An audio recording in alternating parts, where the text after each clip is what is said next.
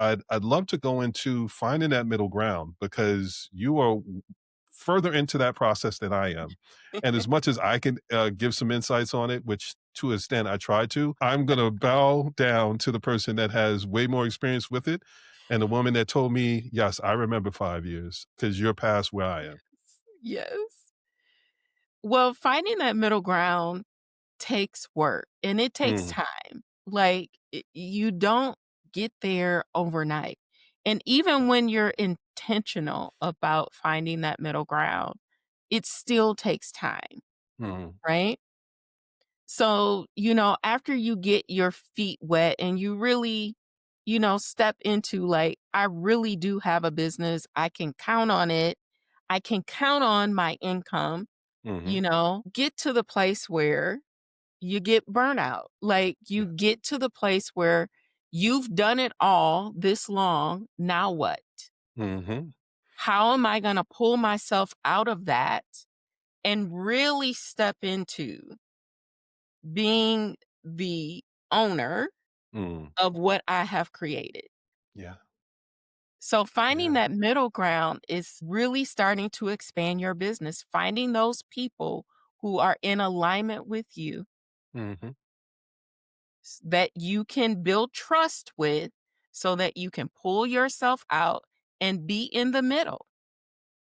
And then you allow them to do work on your behalf, right?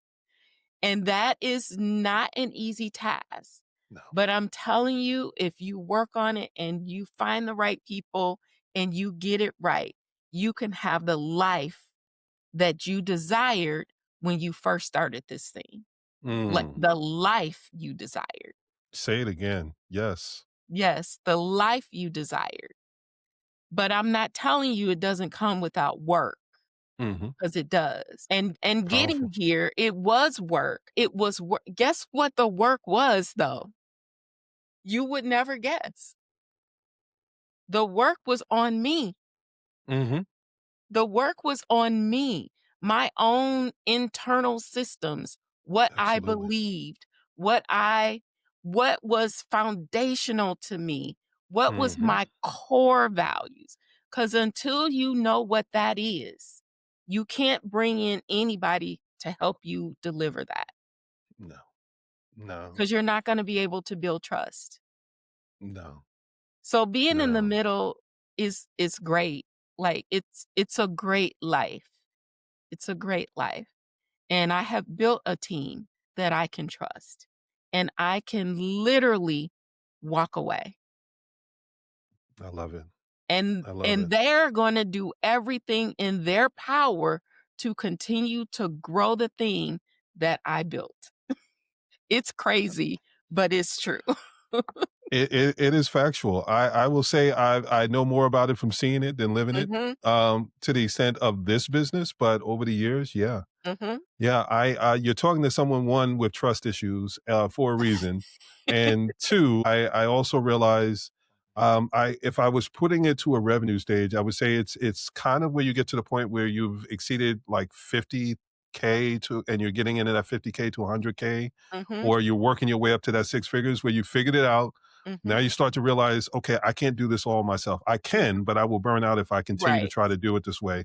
And then you start to realize, and it kind of goes back to what I was saying before, where, in some cases, you want to be the hero in the story. Mhm. It's when you get to the point where you're established enough to be able to go, it's about me, but it has nothing to do with me. It has And nothing to do with me. that's the I transition when that I have clicks. now become the guide. I am Yeah. the guide. I guide my team. I guide my clients. I am the guide.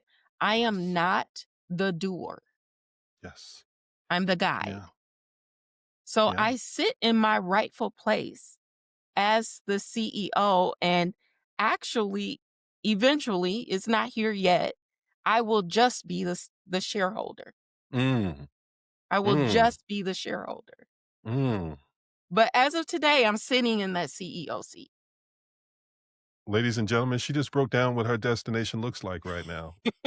And this is why I believe in working finish to start instead of start to finish in some Mhm, cases, because when you know where you're trying to go, then mhm. it's easier to be able to identify the things that'll help you get there. Yeah. One of the other things I think you explained in that, if we're really trying to thumb it down, is you just described the difference between running a business and owning a business. Yes.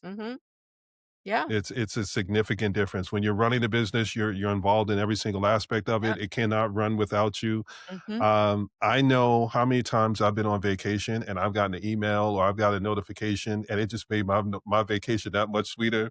They're like, "Why are you smiling?" "Oh, I just made some money." "Well, how are you Right. making money in your hand?" I'm like, "Oh, because I put systems and things in place." So, Right.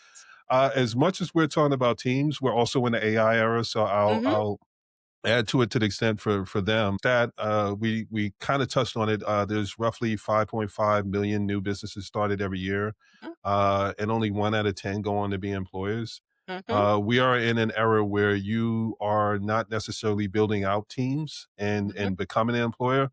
The employees that you bring in some cases may be AI agents, and you Mhm. may outsource things to them.